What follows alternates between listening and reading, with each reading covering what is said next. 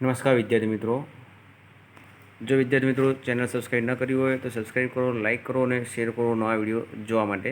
આજે આપણે વાત કરીશું વિદ્યાર્થી મિત્રો ધોરણ 11 વિષય ભૂગોળ, પાઠ નંબર 7 ભૂમિ સ્વરૂપો એના વિકલ્પો વિશે વાત કરીશું. વિદ્યાર્થી મિત્રો આપણે કુલ 10 વિકલ્પો છે, એમાં વાત કરશું.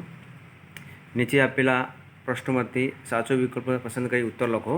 પ્રશ્ન નંબર 1 વિદ્યાર્થી મિત્રો, દ્વિતીય શ્રેણીનું ભૂમિ સ્વરૂપ કયું છે? એના 4 વિકલ્પો છે વિદ્યાર્થી મિત્રો. એ ભૂમિખંડ, બી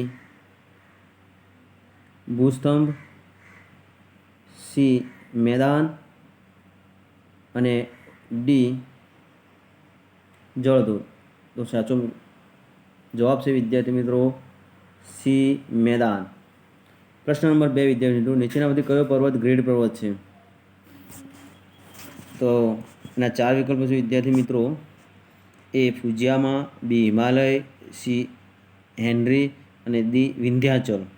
તેનો સાચો જવાબ છે વિદ્યાર્થી મિત્રો કયો પર્વત ગ્રેડ પર્વત છે? તો એનો સાચો જવાબ છે વિદ્યાર્થી મિત્રો બી હિમાલય એ ગ્રેડ પર્વત છે. પ્રશ્ન નંબર 3 વિદ્યાર્થી મિત્રો, મેદાનો કુલ ભૂમિખંડનો કેટલો ભાગ રોકે છે? મેદાનો કુલ ભૂમિખંડનો કેટલો ભાગ રોકે છે? તો એના 4 વિકલ્પો છે વિદ્યાર્થી મિત્રો. એ 41%, બી 33%, સી 29% અને ડી 21%. તો આપણે વિદ્યાર્થી મિત્રો એનો સાચો જવાબ શોધીશું કે ખંડોના કેટલા ભાગ રોકે છે? મેદાનો કુલ ભૂમિખંડોના કેટલા ભાગ રોકે છે? એનો જવાબ છે વિદ્યાર્થી મિત્રો એ 41%. 41% મેદાનો કુલ ભૂમિખંડનો 41% ભાગ રોકે છે. પ્રશ્ન નંબર 4 વિદ્યાર્થી, બાહ્ય બળોનો આદિ સ્ત્રોત કયો છે? બાહ્ય બળોનો આદિ સ્ત્રોત કયો છે? તો એના 4 વિકલ્પો છે વિદ્યાર્થી મિત્રો. એ નંદી, બી પવન, સી સૂર્ય અને ડી વનસ્પતિ. એનો સાચો જવાબ શોધીશું વિદ્યાર્થી મિત્રો આપણે. બાહ્ય બળોનો આદિ સ્ત્રોત કયો છે? તેનો સાચો જવાબ છે વિદ્યાર્થી મિત્રો સી સૂર્ય. એ બાહ્ય બળોનો આદિ સ્ત્રોત સૂર્ય છે.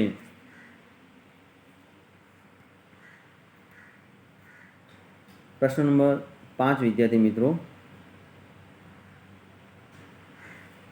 સમુદ્રના પાણીથી રચાતા સરોવરને કયા નામથી ઓળખવામાં આવે છે?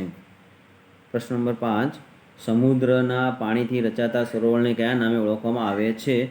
તો એનો 4 વિકલ્પો છે વિદ્યાર્થી મિત્રો. એ તળાવ, બી બંધારા, સી લગૂન અને ડી ખાડી. તેનો સાચો જવાબ છે વિદ્યાર્થી મિત્રો સી લગૂન. સમુદ્રના પાણીથી રચાતા સરોવરને લગૂન નામથી ઓળખવામાં આવે છે. પ્રશ્ન નંબર 6 વિદ્યાર્થી મિત્રો, અરવલ્લી કયા પ્રકારનો પર્વત છે?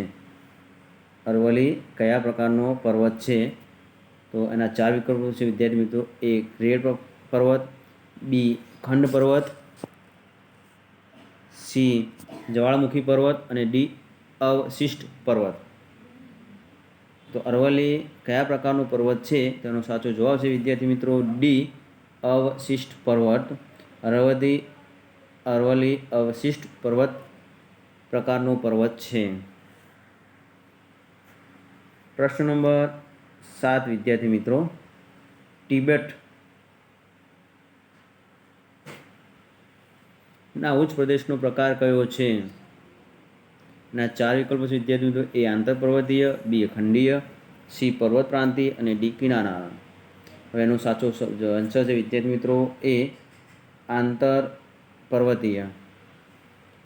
પ્રશ્ન નંબર 8 વિદ્યાર્થી મિત્રો, નીચેનામાંથી કયું રાસાયણિક ખવાણનું ઉદાહરણ નથી?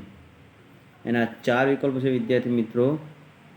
એ હાઇડ્રેશન, બી કણ વિભજન, સી ઓક્સિડેશન અને ડી કાર્બોનેશન.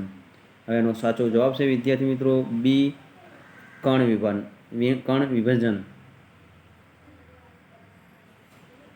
પ્રશ્ન નંબર 9 વિદ્યાર્થી મિત્રો, મધ્યપ્રદેશો કુલ ભૂમિખંડનો કેટલો ભાગ રોકે છે? પ્રશ્ન નંબર 9, ઉચ્ચ પ્રદેશો કુલ ભૂમિખંડનો કેટલો ભાગ રોકે છે? ઉચ્ચ પ્રદેશો. તો એનો સાચો 4 વિકલ્પ છે વિદ્યાર્થી મિત્રો. એ 26%, બી 41%, સી 33% અને ડી 15%. હવે એનો સાચો જવાબ છે વિદ્યાર્થી મિત્રો સી 33%.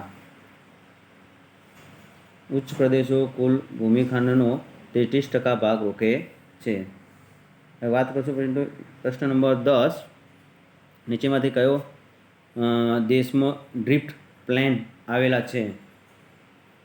તો એના 4 વિકલ્પો છે વિદ્યાર્થી મિત્રો. એ ભારત, બી યુએસ, સી મ્યાનમાર અને ડીની વાત કરશું વિદ્યાર્થી મિત્રો ડી ગ્રીનલેન્ડ. હવે એનો સાચો જવાબ છે વિદ્યાર્થી મિત્રો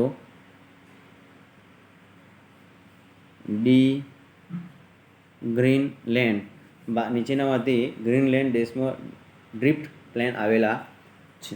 જો વિદ્યાર્થી મિત્રો ચેનલ સબસ્ક્રાઈબ ન કરી હોય તો સબસ્ક્રાઈબ કરો, લાઇક કરો અને શેર કરો નવા વિડીયો જોવા માટે.